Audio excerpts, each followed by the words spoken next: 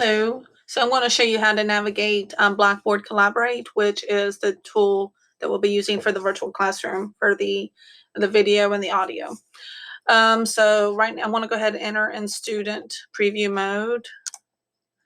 And I know this is the screen with the student preview mode. Aside from this, it's just because it's also the tab. I also have my Discord tab open. And I actually have Cognito with me actually enrolled as the instructor, just to try to give it as much as a real life scenario as possible. Okay, so as student preview, I am going to create a session. So I do have to create the sessions ahead of time.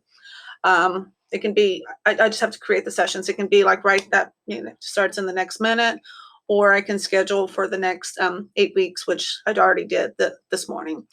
So when you join a session, I created a session called practice just for this tutorial. You would click practice.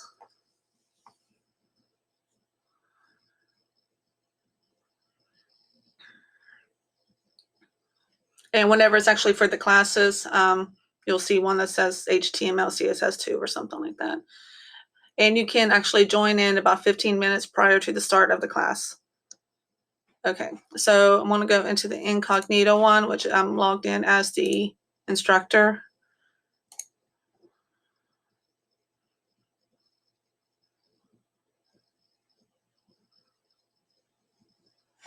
I'm going to hit allow because it yells at me if I don't. Okay. So this is good for y'all as well, to make sure you got the video and the audio. But I think probably most of you are already familiar with things of that nature. I'm not going to worry about this right now because it might be because this is recording as well. Okay. Oh, what did I hit? No, yes, it's working. Just leave it alone. Okay, so I am now, okay, I can record, so that means I'm the moderator, which means I'm the teacher in this one. And this one right here is student view. Okay, you don't have the option to record. So this is the student view. I will be able to see like multiple screens and stuff. And I'm sure you guys have all used some type of video conferencing in some capacity before. It's nothing new. So you can connect with your phone for audio if you need to, if you're in a situation where like being able to listen through speakers is not ideal and then headphones aren't working. You can actually just, and I've done this before, I've been in a coffee shop and the audio through the speaker wasn't ideal. So I just kind of called in on my phone and participated online. Go ahead and hide that. So what you can do, you can turn off and on your mic. Okay. Stop that. You can share the video. Okay. I'm not worried about the video right now, and it might be because I'm already recording this. I don't know. And so you can raise your hand, and I can see that. So let's go ahead and do into this. I'm in the teacher view now, and this is what I can see. I can see that, Tasha Pinwell, preview user, has raised their hand. So that's what, let me go back into student view. Get rid of that. And I can lower my hand as a student, and then, it's gone. Let's see, what else? On the right-hand side is I can see as I'm still as a student. Yeah, I'm still as a student. And I can see who's in the panel. So the moderator is Tasha Pinwell. The participant, the student, is the preview user one. Let's see the settings that we have. This is something you can kind of check to see, make sure if you get any kind of troubleshooting. Okay, so this is, I have to do that as a student, as a teacher. So I'm now in the teacher mode. So I can record, and I'm going to record these sessions just for legacy purposes and for anybody who's not able to attend, or just to refer back to whenever, if you need to refer back to something. I'll go ahead and hit stop recording. Let's see. So this is what I can see as the teacher, the moderator. I can see who's there. So I'm not going to start chatting with myself. I'll go ahead and say something. Maybe. It's freezing on me. There we go. Maybe.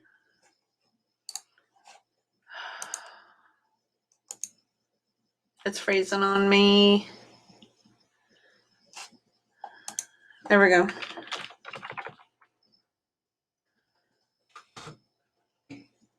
Okay, so I said hello as a teacher, and then as a student, I can see that Tasha Penwell said hello. I can see the chats. And this is nothing new. I mean, it's very similar to any other technology I'm sure you've used. So the share content thing, this is kind of cool though. So we can share a blank whiteboard. I'm going to do a side by side. Okay, so this screen right here on the left is the student view. The screen on the right is the teacher view. Okay, so student, teacher. So what's neat about this, and I don't know how often we'll use it, but it's just kind of fun. We might use it for wireframing. I don't know.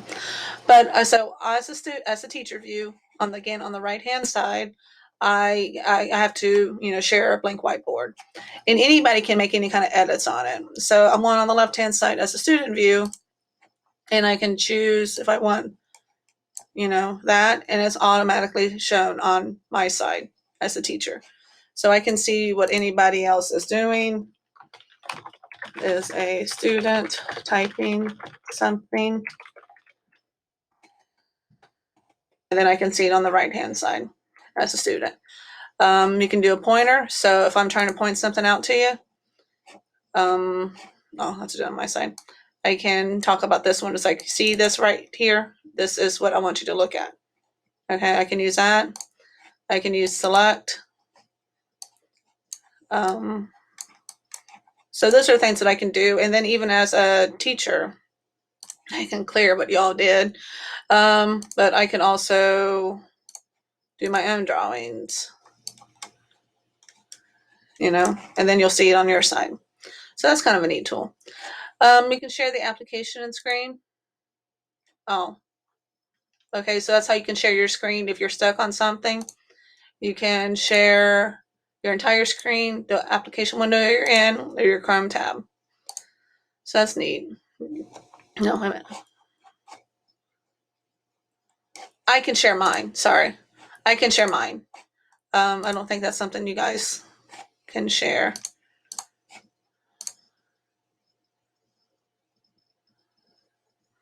Okay.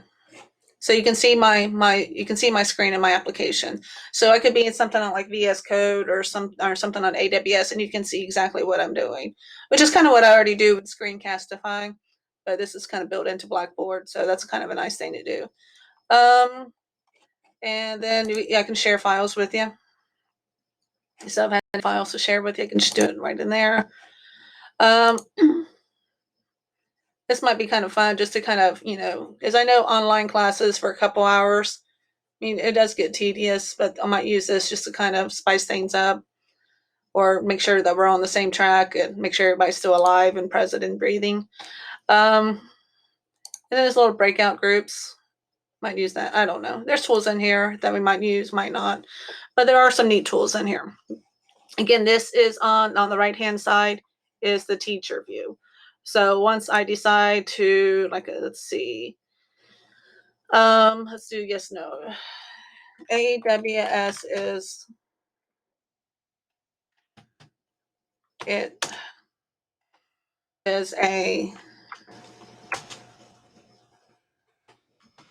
an awesome thing to learn about. And so I would hit start, and then you would see it on your thing. And obviously the correct answer on the left-hand side is yes. Okay. That's obviously the correct answer. If you do not agree that's the correct answer, then we need to have a talk. But everybody has the right to their opinion.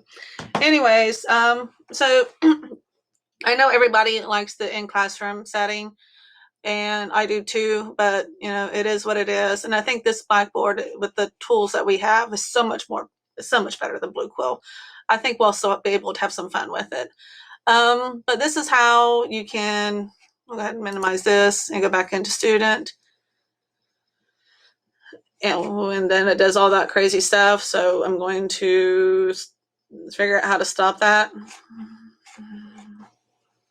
Oh, it's still sharing my screen. Okay, let's not do that.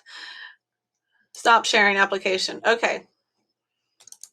Well, that was fun. Anyways, so there's a couple different ways that you can use Blackboard. It's not in classroom, but I think that really is a good second option.